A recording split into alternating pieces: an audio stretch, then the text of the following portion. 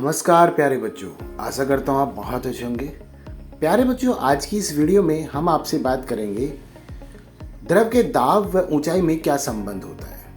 पहली स्थिति देखते हैं, आइए, जिसमें छिद्र समान ऊंचाई पर है, तब क्या स्थिति बनती है। प्यारे बच्चों, इस प्रयोग को समझने के लिए आपको एक बोतल चाहिए।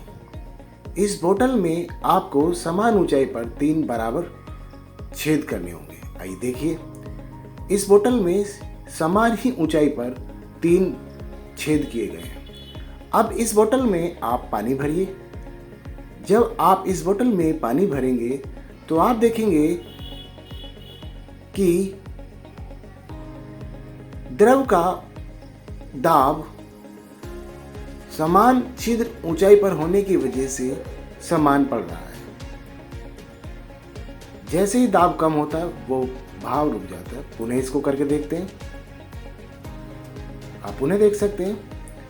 अब देखिए, इन तीनों छिद्रों से समान धारा प्रवाह हो रहा है, क्योंकि तीनों छिद्रों की ऊंचाई समान है। अर्थात यदि ऊंचाई तीनों छिद्रों या चारों छिद्रों की समान हो तो दाब भी समान लगता है, प्रवाह भी समान लगता है। द्वितीय स्थिति में जब छिद्र असमान ऊंचाई पर हो तब दाब की क्या स्थिति होती है, आइए इसको भी समझते हैं प्रयोग के द्वारा। प्यारे बच्चों, इसके लिए आपको एक बोतल चाहिए, पारदर्शी बोतल, जिसमें ऊंचाई मापने के लिए आप इसमें एक पैमाना लगा सकते हैं ताकि आप ऊंचाई का अवलोकन कर सकें। इस बोतल में हमने समान दूरी पर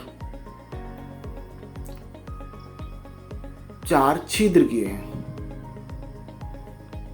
ताकि हम ऊंचाई के अनुसार उसका अवलोकन कर सकें। आप देख सकते हैं जो चारों छिद्र हैं वो कुछ इस तरीके से हैं। पहला छिद्र, दूसरा छिद्र, तीसरा छिद्र और चौथा छिद्र। ठीक है बच्चों, अब इस बोतल में हम द्रव के तौर पर पानी भर रहे हैं। हर द्रव की अपना घनत्व होता है, तो घनत्व के अनुसार भी द्रव का दाब परिवर्तित होता रहता है। हम पानी से इस प्रयोग को कर रहे हैं तो पानी का घनत्व अपना एक निश्चित होता है, तो उसी स्थिति में दाब भी एक निश्चित ही होगा। लेकिन हम इस प्रयोग को करते वक्त अलग अलग ऊंचाई पे देखें तो आप देखेंगे जो सबसे ऊपरी स्तर पर था वहाँ दाब कम था और प्रवाह भी कम था। उससे नीचे दाब थोड़ा ज़्यादा रहा तो प्रवाह भी दूर तक धारा जा रही है। लेकिन निचले स्तर पर देखें तो दाब ज़्यादा होने की वजह से धारा प्रवाह ज़्यादा दूरी तक जा रहा है। इस बात से निष्कर्ष निकलता है प्यारे बच्चों, जैसे जैसे ऊंचाई बढ़ती है वैसे वैसे दाब भी बढ़ता है। आप इसे इस तरीके से समझ सकते हैं, अगर कोई समुद्र है, समुद्र के ऊपरी स्तर पर जो जीव होगा वो कम दाब का अनुभव करेगा, लेकिन निचले स्तर पर दाब ज्यादा होगा। प्यारे बच्चों, द्रवों में दाब का जो नियम होता है उससे जुड़े कुछ महत्वपूर्ण बिंदु भी समझ लीजिए। प्यारे बच्चों, द्रव पदार्थों का दाब उनके भार के कारण होता है। द्रव के अणु विभिन्न दिशाओं में अनियमित गति, जिसे आप रैंडम मोशन कहते हैं, करते रहते हैं। इस कारण द्रव के अणु परस्पर तथा बर्तन की दीवारों से टकराते रहते हैं, जिसके कारण बर्तन की दीवार व तली एक बल का अनुभव करती रहती है। प्यारे बच्चों, प्रति इकाई क्षेत्रफल पर लगने वाले इसी बल को द्रव का दाब कहते हैं। तो प्यारे बच्चों, हमने जाना कि जो भी द्रव होता है वो जिस भी पात्र में रखा जाता है उस पर दाब लगाता रहता है। और प्यारे बच्चों, द्रव में दाब की जो गणना की जाती है उसके लिए एक सूत्र होता है P = hDg। प्यारे बच्चों, द्रव के अंदर किसी बिंदु पर द्रव के कारण दाब द्रव की सतह से उस बिंदु की ऊंचाई, द्रव का घनत्व और गुरुत्व त्वरण के गुणनफल के बराबर हो सकता है, यानी P = hDg होता है।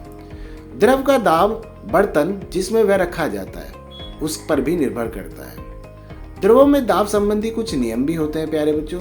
द्रव के भीतर किसी बिंदु पर दाब स्वतंत्र तल से बिंदु की गहराई के समानुपाती होता है, यानी गहराई बढ़ने से द्रव का दाब भी बढ़ता है, क्योंकि गहराई के बढ़ने से ऊपर के द्रव का भार बढ़ता जाता है। जबकि स्थिर द्रव के भीतर किसी बिंदु पर दाब प्रत्येक दिशा में बराबर होता है, यानी एक ही गहराई पर सभी दिशाओं में समान होता है। जैसा कि हमने पहली स्थिति में देखा था। तो इस प्रकार से प्यारे बच्चों, स्थिर द्रव में एक ही क्षैतिज तल पर स्थित सभी बिंदुओं पर दाब समान होता है। द्रव पात्र में द्रव का दाब सिर्फ उसकी ऊर्ध्वाधर गहराई पर निर्भर करता है। यह नली के आकार या चौड़ाई पर निर्भर नहीं करता है।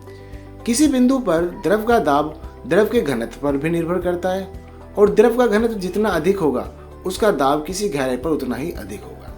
जैसा अभी हमने कहा, यह पानी के साथ प्रयोग था। यदि आप तेल के साथ करेंगे तब दाब की स्थिति अलग हो सकती है। प्यारे बच्चों, आशा करता हूं आपने दाब का ऊंचाई और घनत्व के साथ एक संबंध अच्छे से समझा होगा। मिलते हैं बच्चे किसी अन्य वीडियो में नई जानकारी के साथ। बाय बाय प्यारे बच्चों।